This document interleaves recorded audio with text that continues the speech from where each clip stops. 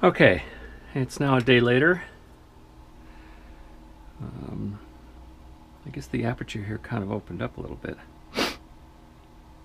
That's fairly far open.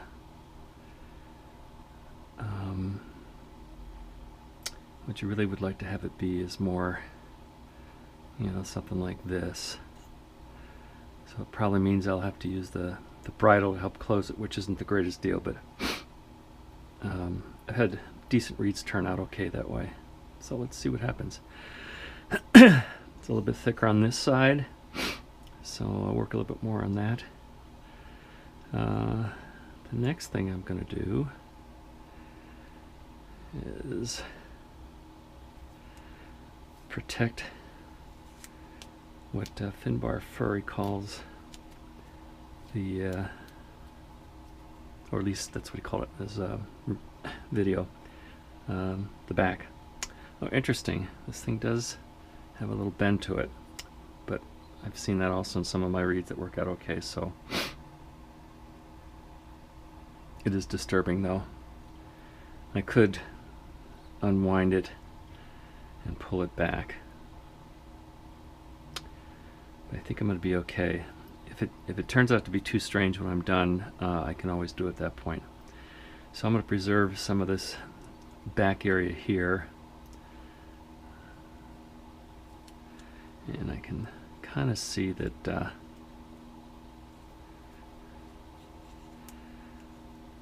there's definitely going to be a lot of trimming going on with this reed because it's pretty long. Okay, so I start off with just sanding the center, just a slight amount of pressure with my finger here. I shouldn't put too much pressure on it because I've cracked reeds that way. Oh, how is our crack, by the way? Can't see it. That's good.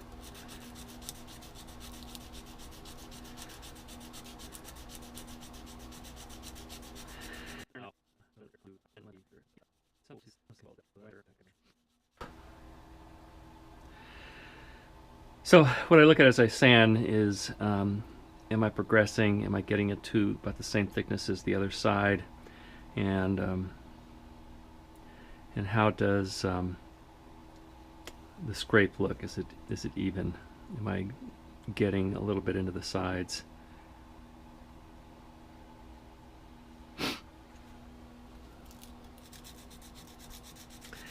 The other thing I look for when I'm sanding, especially when I start sanding the left and the right side, is these, I don't know what you call them, dust tailings. Like for instance, if I lean over to the left here with my finger, it should mostly show up on the left, and if I lean on the right, it should mostly show up on the right. I kind of use that to help tell me if I'm applying even pressure or not. Like right now I'm trying to do the center, so most of it should be in the center.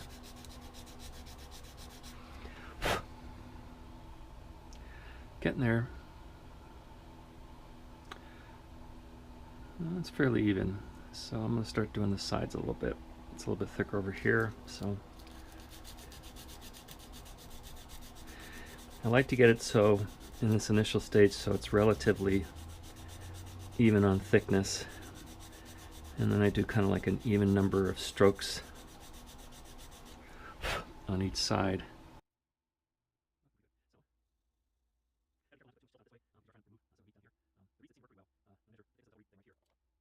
It's kind of thick to be doing this right now, but it should be about 0.020 to 0.025, and then mid scrape, right now it's about double the thickness. Mid scrape should be around 0.060 to 0.07. That's just with the reeds I've been using anyhow.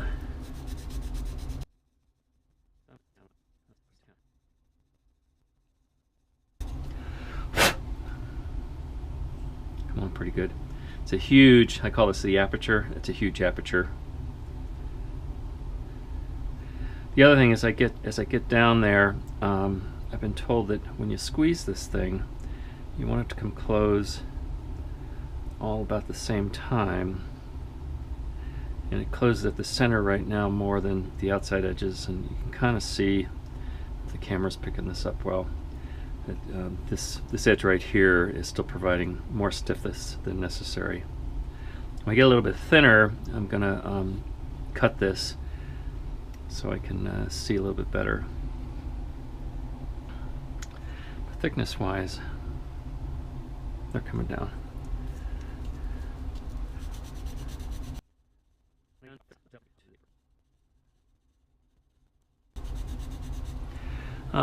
The other thing that some people suggest is to use the mandrel in here. I forget where I read this. Yeah, I don't remember.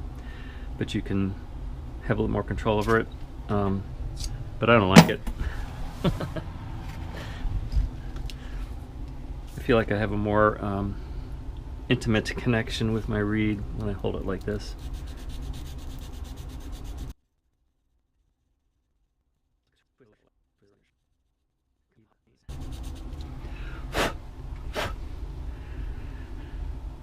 Okay, so the thickness is coming down nice and evenly.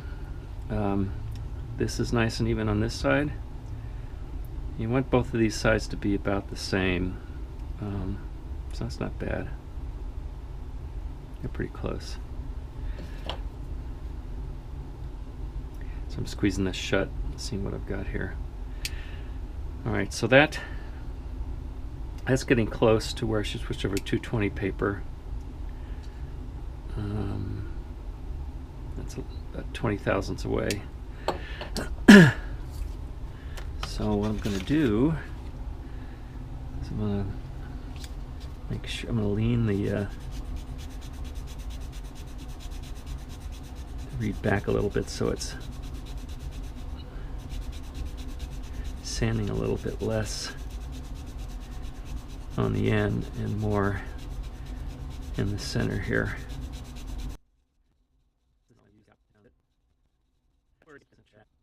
You have to sand some more.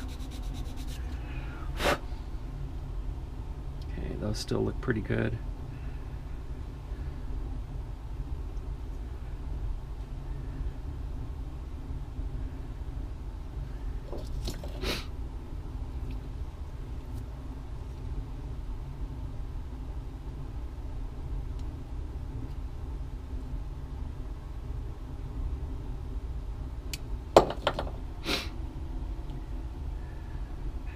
Squeeze it. That's close and pretty good. In fact, you can probably, you don't want to get any cane dust, or you want to minimize the cane dust anyhow. And if I draw on it right now, I'm not going to get anything, but with a bridle on there, which we'll be putting on soon, so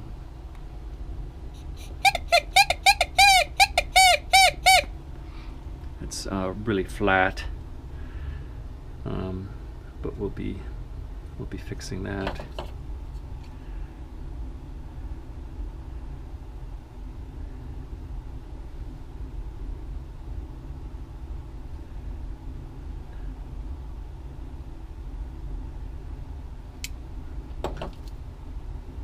All right, I'm going to trim it so I got a flat end so I can see better what I'm working with.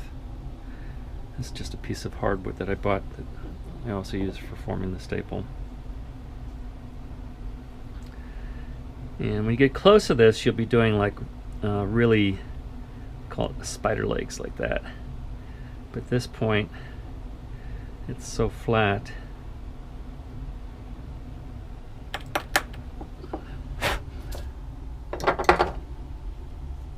It's huge. Okay, what I'm going to do is I'm going to use my scalpel to take away some of the strength of the sides.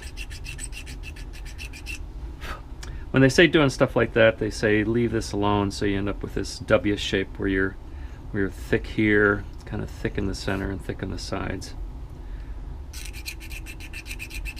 So I'm going to widen this a little bit. And actually, as you do this, you'll weaken the reed, which is what I need to do right now.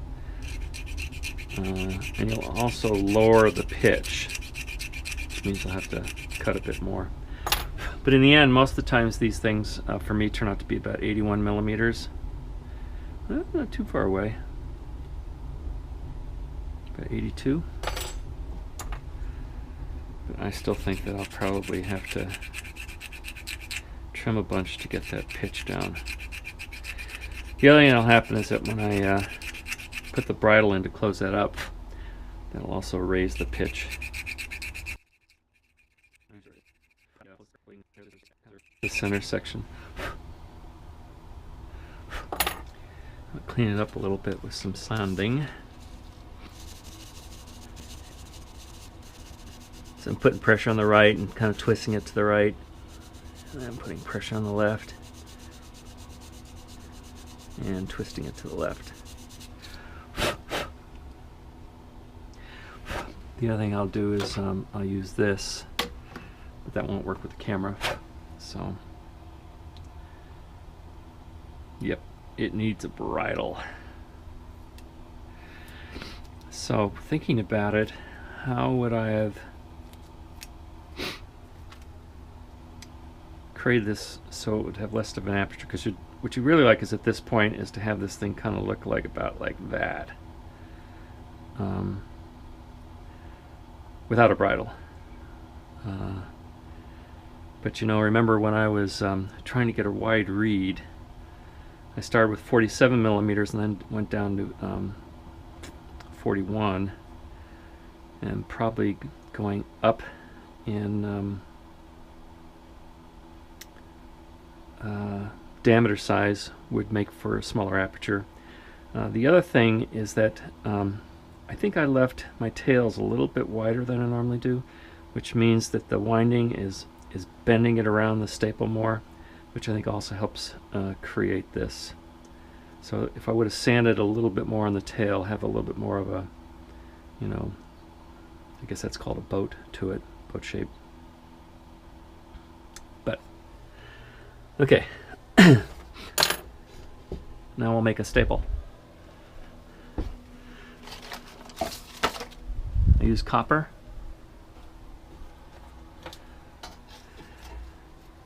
I'm going to do this by eyeball. I think these things are probably about 2 to 3 millimeters, but I do it all by eyeball. That looks about right. It'll be a little bit thinner than I want it, but I can also cut to left side. Yeah, no, that looks about right. All right.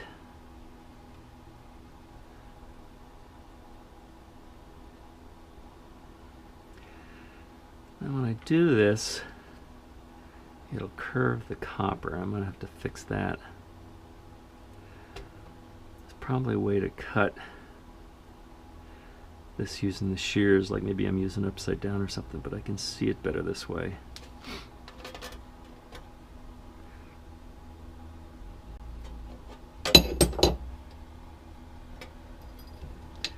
Okay.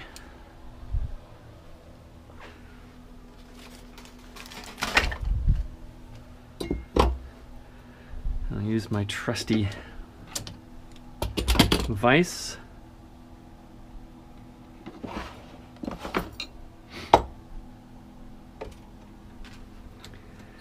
And when I flatten this out,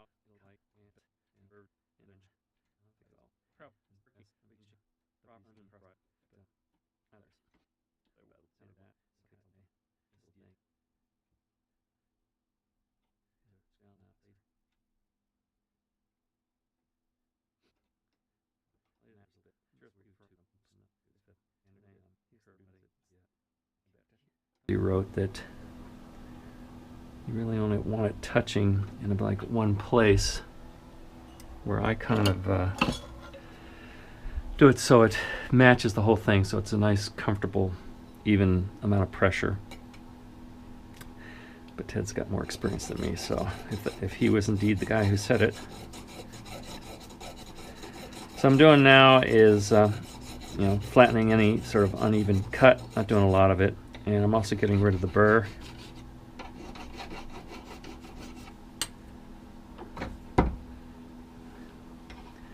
And this side.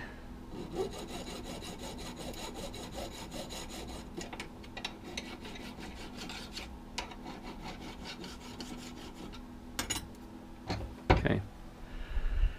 I put a shape to it in the same shape, so this should match the reed pretty well by bending it around this leftover part of reed. There's the cane. I got a nice start there. Oh, I forgot. I do one other thing here. I put a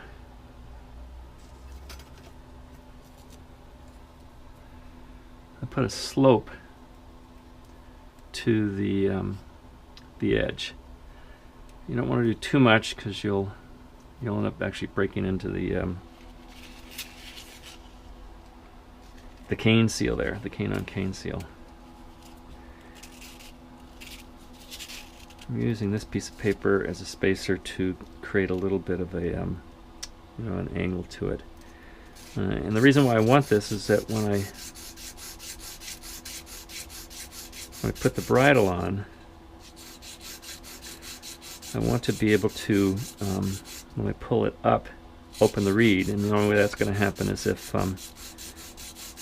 these are not parallel and they slope to a wider section at the top of the reed. So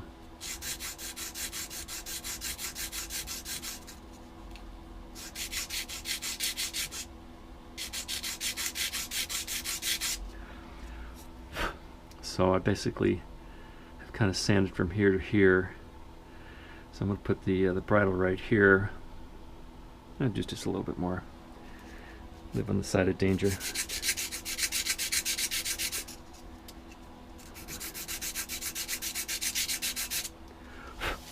That should be good. All right. Don't need this tape anymore.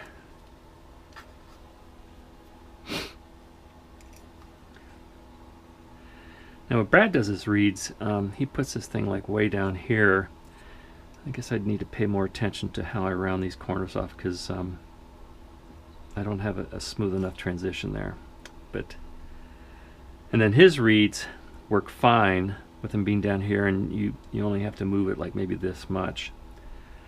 So that's something I got to learn to try to do differently probably. I use this wrench for starting it. I try to match about the right angle here. Ach! Ach! That's right. Start a little bit.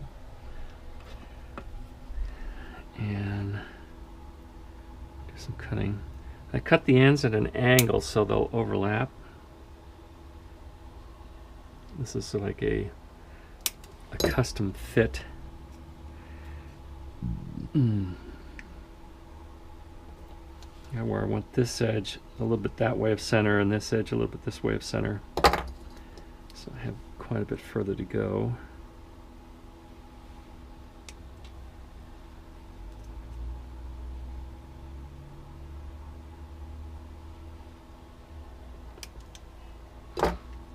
See what that's like.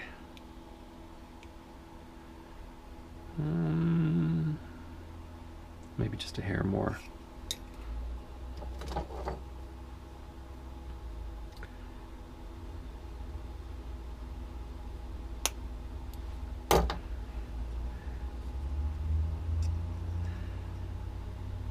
A little bit more.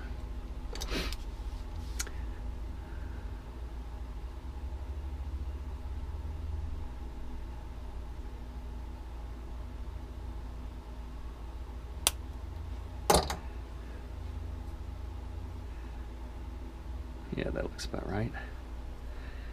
And then I squeeze it so it's kind of in place.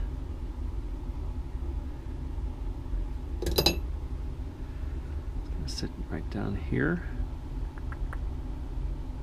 Is that bad? And I use the pliers again to help me figure out kind of a precise spot to start the bend. I just start it and bend it over like that against it. And now we got to cut the other way.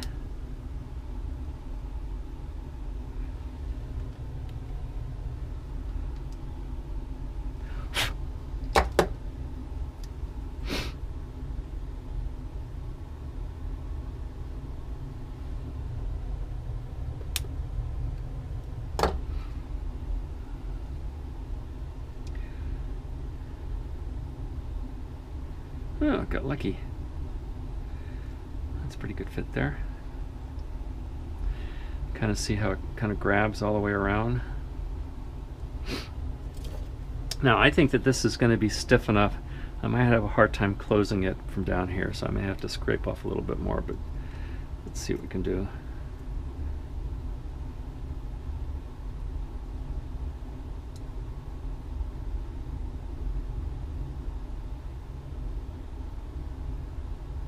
Just kind of do a little bit at a time because I don't want to crack it.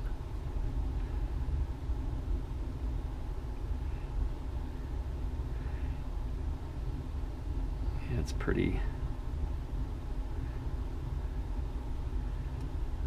stiff down here.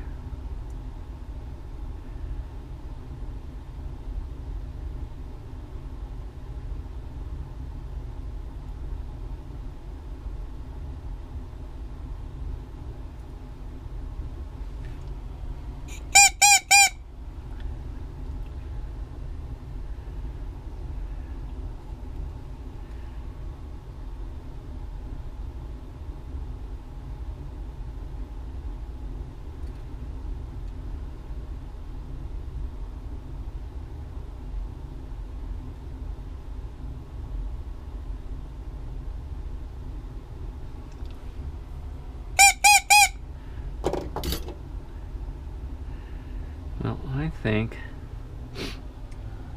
I'm going to do some more scraping here.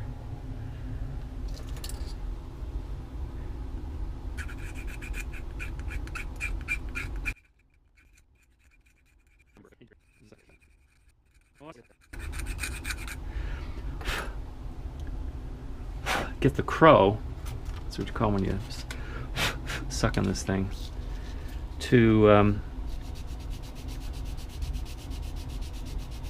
be a higher pitch, but also to close with just a little bit of pressure.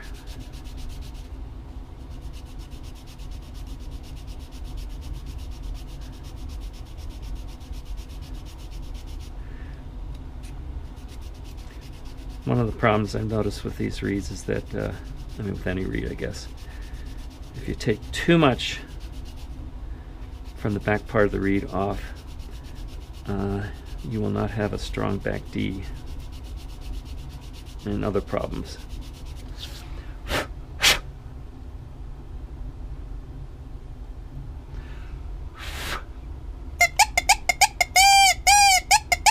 Well, got the... See, just by weakening this here, I didn't have to touch this and it closed up.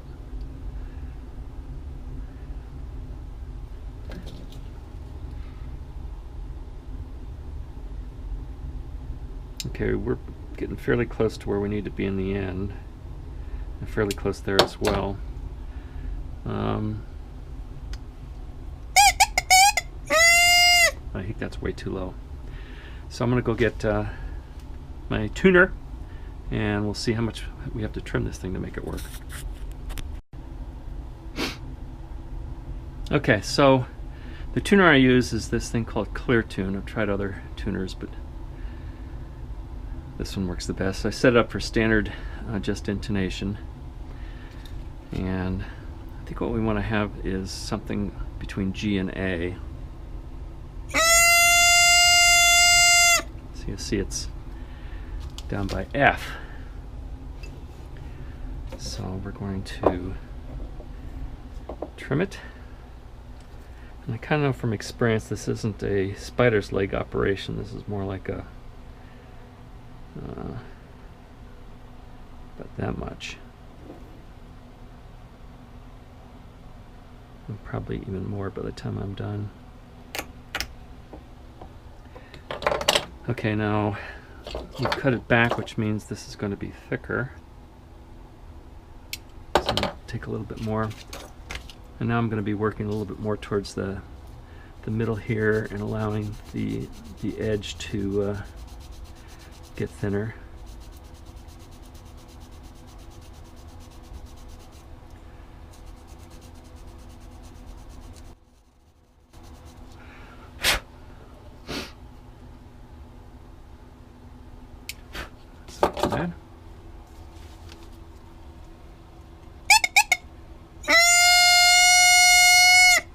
Came up a little bit, but not nearly enough.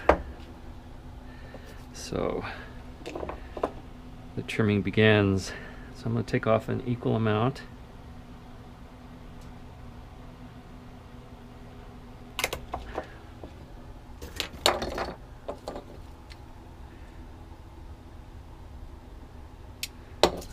Take off some.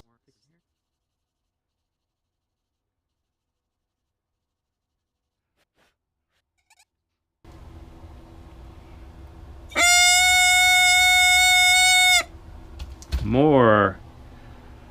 I take more off.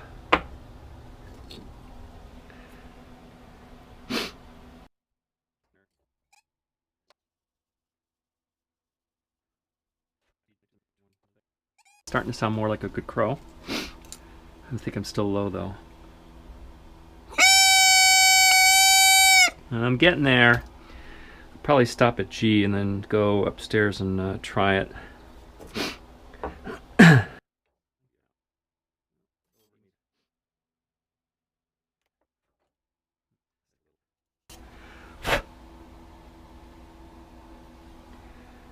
Alright, maybe sorry for doing this, but sometimes this.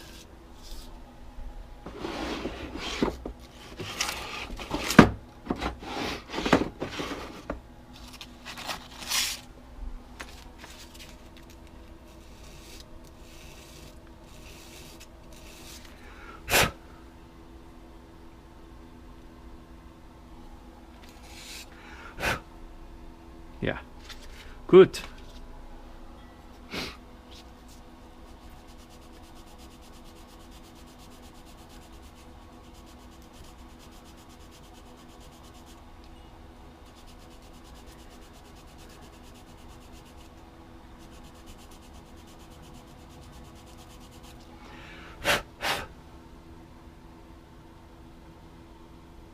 Looks like it's closed down just a little bit more here than on this side, and that might be because we're sanding or something on this.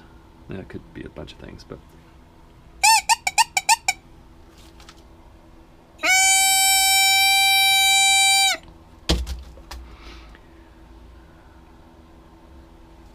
I'm thinking.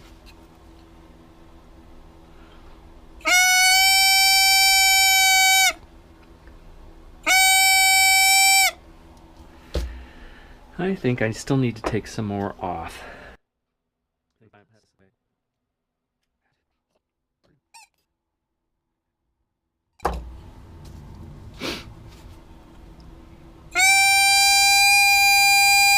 All right. So now go upstairs and see what we get.